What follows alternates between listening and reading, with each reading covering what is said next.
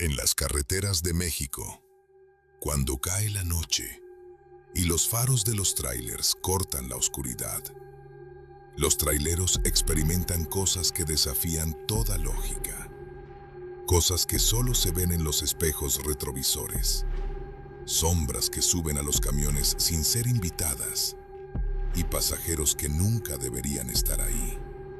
Esta noche les voy a contar dos historias que me han enviado traileros veteranos.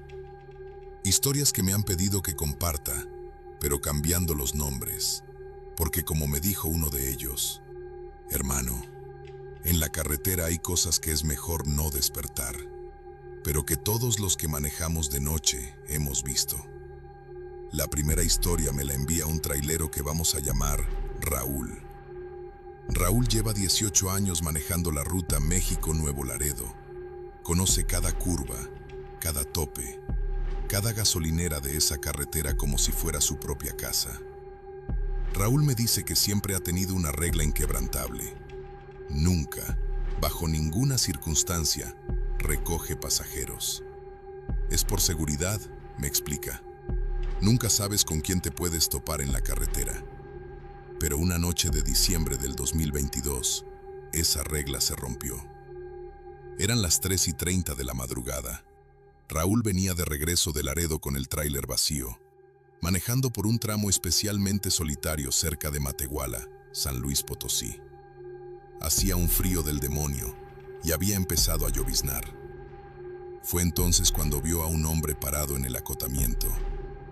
El hombre llevaba un uniforme de trabajo azul, como de mecánico, y hacía señas desesperadas para que se detuviera. Lo que más le llamó la atención a Raúl fue que el hombre no parecía mojado, a pesar de la lluvia. Algo en mi interior me decía que siguiera de largo, me cuenta Raúl, pero el tipo se veía tan desesperado, tan perdido, que no pude. Pensé, ¿qué tal si fuera mi hijo varado en la carretera? Raúl se detuvo y bajó la ventanilla. ¿Qué pasó, jefe? ¿Se le descompuso el carro?, le gritó Raúl al hombre. El hombre se acercó al tráiler caminando muy despacio, como si le costara trabajo moverse. Cuando llegó a la ventanilla, Raúl pudo verlo mejor bajo la luz de la cabina. Era un tipo de unos 35 años, con el cabello negro y la piel muy pálida. Sus ojos eran lo más perturbador, completamente grises, como si estuvieran cubiertos por cataratas. ¿Me lleva hasta Saltillo?, le preguntó con una voz extrañamente suave, casi como un susurro. Raúl sintió un escalofrío recorrer su espalda, pero ya había aceptado ayudarlo. «Súbase, jefe, justo voy para allá». El hombre subió al lado del copiloto con movimientos muy lentos y rígidos. Una vez adentro, Raúl notó algo más. El hombre no tenía olor, ni a sudor, ni a perfume, ni siquiera a ropa sucia. Era como si no tuviera presencia física. «¿Cómo se llama?», le preguntó Raúl, tratando de hacer conversación. «Eduardo», respondió el hombre sin voltear a verlo, manteniendo la vista fija hacia adelante. Durante los siguientes 45 minutos, Eduardo no dijo una sola palabra más. Raúl intentó varias veces iniciar conversación, pero el hombre solo asentía o negaba con la cabeza. Fue hasta que pasaron por un tramo donde había restos de un accidente que Eduardo volvió a hablar. «Ahí fue donde pasó», dijo señalando hacia un punto específico de la carretera. «¿Qué pasó ahí?», preguntó Raúl. «Mi accidente, hace 4 años. Iba manejando mi camioneta de regreso a casa después de un trabajo en Monterrey. Me quedé dormido al volante». Raúl sintió que se le erizaba la piel. ¿Su accidente? Eduardo finalmente volteó a verlo, y Raúl vio algo que lo llenó de terror. El lado derecho de la cara de Eduardo estaba completamente destrozado, como si hubiera pasado por el parabrisas de un vehículo. El impacto fue tan fuerte que salí disparado del vehículo. Morí al instante. Continuó Eduardo con esa voz susurrante. Pero nunca pude llegar a casa. Mi esposa me está esperando. Mis hijos me están esperando. Raúl pisó el freno instintivamente y se detuvo en el acotamiento. Sus manos temblaban mientras agarraba el volante. ¿Usted está muerto?», le preguntó con la voz quebrada. «Hace 4 años», confirmó Eduardo. «Pero cada noche trato de llegar a casa. Cada noche alguien me recoge, pero nunca logro llegar. Siempre pasa algo».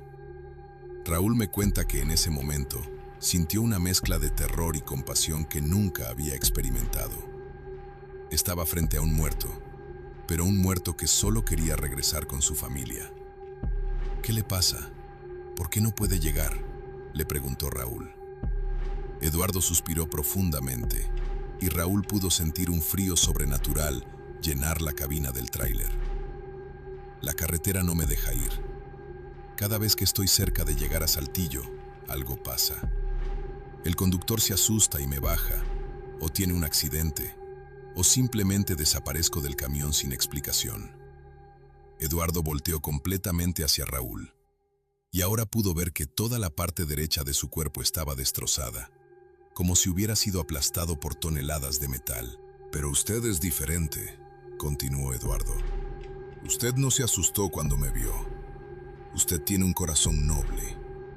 Tal vez usted sí pueda ayudarme a llegar a casa». Raúl sintió una responsabilidad enorme sobre sus hombros. Este hombre, este espíritu, llevaba 4 años tratando de regresar con su familia. Y tal vez él era la única oportunidad que tenía. «¿Dónde vive en Saltillo?», le preguntó Raúl, arrancando el tráiler nuevamente. «Colonia República, calle Morelos 247. Una casa azul con portón blanco». Durante el resto del viaje hacia Saltillo, Eduardo le contó a Raúl sobre su vida. Le habló de su esposa Carmen, de sus 2 hijos, Miguel de 8 años y Sofía de 6. Le contó que trabajaba como mecánico y que ese día fatal regresaba de reparar unos camiones en Monterrey. Era el cumpleaños de Sofía al día siguiente, le dijo Eduardo con una tristeza infinita en la voz. Y había comprado una bicicleta rosa. Estaba en la caja de la camioneta cuando pasó el accidente. Raúl sintió que se le hacía un nudo en la garganta. «¿Su familia sabe que usted murió?». «Sí, hubo funeral y todo. Pero yo nunca pude despedirme. Nunca pude decirles que los amo. Nunca pude darle su regalo a Sofía». Cuando llegaron a los límites de Saltillo, algo extraño comenzó a pasar. La radio del tráiler empezó a emitir estática. Las luces del tablero comenzaron a parpadear y Raúl sintió una presión en el pecho, como si algo estuviera tratando de impedirle continuar. «Ya empezó», dijo Eduardo con resignación. «La carretera no quiere que llegue». Pero Raúl estaba determinado. «No, hermano, esta vez sí va a llegar a casa». Raúl manejó por las calles de Saltillo, siguiendo las indicaciones de Eduardo, luchando contra una fuerza invisible que parecía querer desviar el tráiler. Las luces de la ciudad parpadeaban, los semáforos cambiaban sin lógica, y el motor del tráiler hacía ruidos extraños. Finalmente llegaron a la calle Morelos 247. Era una casa azul con portón blanco, exactamente como Eduardo había descrito. «Ahí está», dijo Eduardo, y por primera vez en todo el viaje, Raúl vio una sonrisa en su rostro destrozado. «Ahí está mi casa». Raúl se detuvo frente a la casa y volteó hacia Eduardo, pero el asiento del copiloto estaba vacío. Confundido, Raúl bajó del tráiler y miró hacia la casa. En la ventana de la sala pudo ver la silueta de una mujer que se asomaba, como si hubiera escuchado el ruido del motor. La mujer salió de la casa. Era una señora de unos 40 años, con el cabello recogido y vestida con una bata. «¿Se le ofrece algo?», le preguntó a Raúl con desconfianza. Raúl no sabía qué decir. ¿Cómo le explicas a una viuda que acabas de traer a su esposo muerto a casa? «Disculpe, señora, ¿usted es Carmen?». La mujer se puso pálida.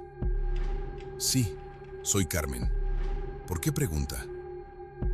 Su esposo, Eduardo, él me pidió que le dijera que ya llegó a casa. Carmen comenzó a llorar inmediatamente. Eduardo murió hace 4 años en un accidente de carretera. Lo sé, dijo Raúl suavemente. Él me lo contó.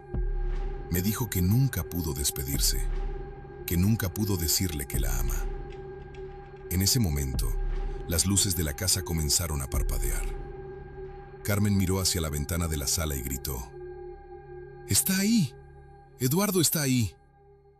Raúl volteó hacia la ventana y pudo ver claramente la silueta de Eduardo parado en la sala. Pero ya no se veía destrozado. Se veía completo, en paz. Carmen corrió hacia la casa y Raúl la siguió. Cuando entraron a la sala, no había nadie. Pero sobre la mesa del centro había algo que hizo que Carmen se desplomara llorando. Una bicicleta rosa en miniatura, como de juguete. Es igual a la que le iba a regalar a Sofía, susurró Carmen entre lágrimas. En ese momento, 2 niños bajaron corriendo las escaleras. Miguel y Sofía, ahora de 12 y 10 años.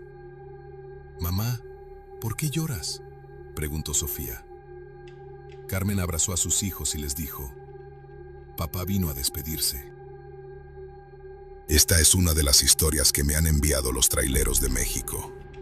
Hombres que pasan sus noches recorriendo las carreteras más peligrosas del país, que han aprendido a convivir con lo inexplicable y que saben que en la oscuridad de la autopista no siempre están solos.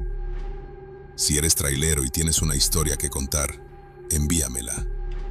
Y si alguna vez estás manejando de noche y ves algo que no puedes explicar, recuerda las palabras de Don Joaquín.